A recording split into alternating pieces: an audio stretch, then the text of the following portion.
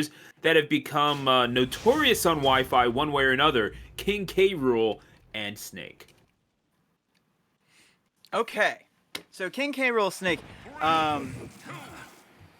matchup that, you know, one of those matchups where, like, 5 years ago you told me King K. Rool and Snake are going to be fighting each other in a video game. Like, yeah, right. When's the next PM build coming out? Yeah, right. Oh, wow. Opening up with that F smash. 60 damage off the jump for Bowser. Okay, so folks, that's Bowser with a Z. That's going to be messing me up all weekend. Like, even after the stream is done, I'm going to be thinking about it. Meanwhile, speaking of getting messed up, Bowser is getting messed up by all these explosives from xPx. Yeah, I mean, that's what it's going to be. More explosions than a Michael Bay film on the Snake's part. And K. Rool definitely capable of some explosive offense themselves, and going to try to utilize that armor. Wow. Or just sometimes just you yeet the feet out there and you catch him with a drop kick. Whatever works.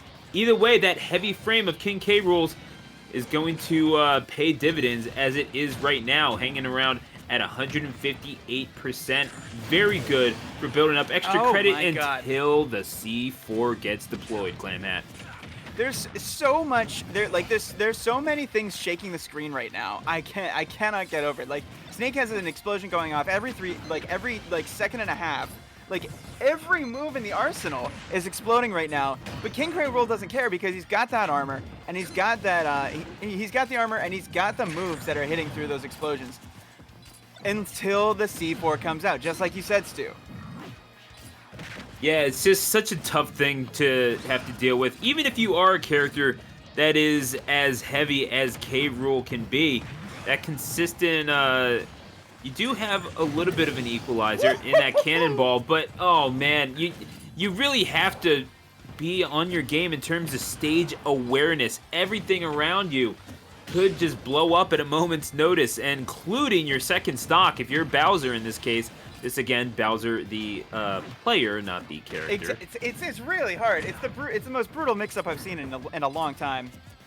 Yeah, you know what's cool, mixing up your opponent. You know what's not cool, mixing up the casters. But that dash attack is going to do it. Yeah, exactly. I mean, well, I'm not even sure what we did. I'm sure that we'll have that cleared up for us by someone in the chat. But nevertheless, yeah, for sure.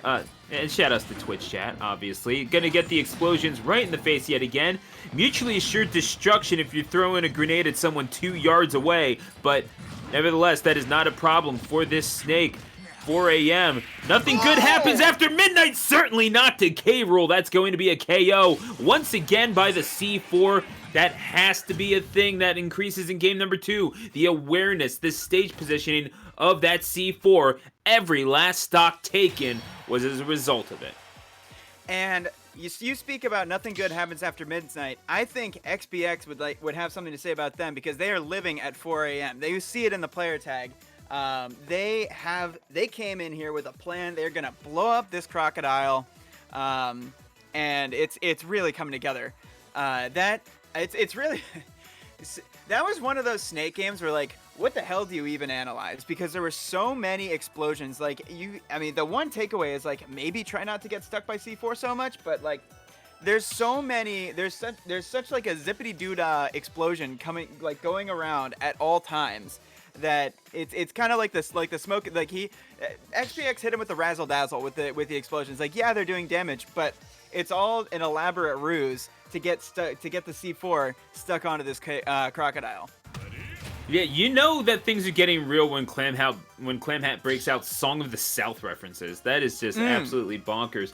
But nevertheless, yeah, this game number 2, if you're K. Rool, you have a lot of things to take away from that are positive, but my oh my, you need to mind your step, especially just knowing that I can only imagine you're wanting to decrease the amount of space that this thing can really take you out upon, and certainly one way of doing that is getting rid of the platforms, hence the pick for Final Destination. Clamhat, are you agreeing with the choice? I think so. Well, it goes both ways. Yeah, there are pros and cons, but go ahead and explain them. Yeah. I mean, okay, the pros definitely you don't like Snake has less room to run away, and there's no platforms that like there's no platforms that he can shark underneath with grenades without smash, things like that. Or it doesn't even matter if he's getting dragged down combos like that. Oh my god, that was such a like tactical and espionage and action all in one.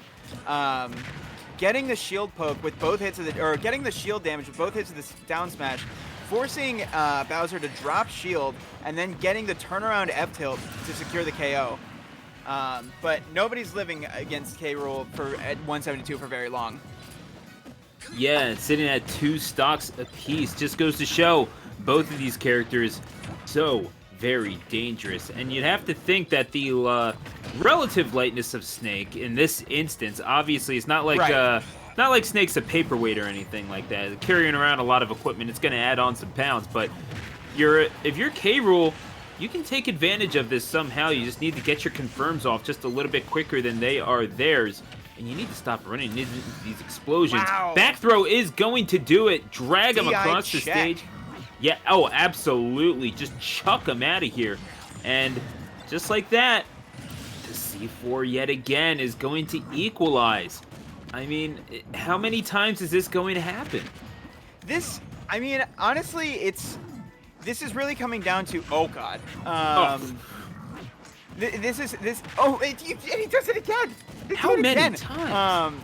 Oh my god. Okay, so the point that I'm trying to make in the midst of all these explosions yet again is that xPx is truly like just turning this into a DPS race. It's just about how much damage, because both of these characters can like kill off of like a lot of stray hits. What are you doing, Bowser? But they can kill off a lot of stray hits at these percents that they're at right now. Okay. That was up tilt. You knew that was up tilt. Yeah, I don't even have to look at the screen to tell you that. But yeah. And it was kind of the first time we were able to talk about that thing, because that Sweet Chin music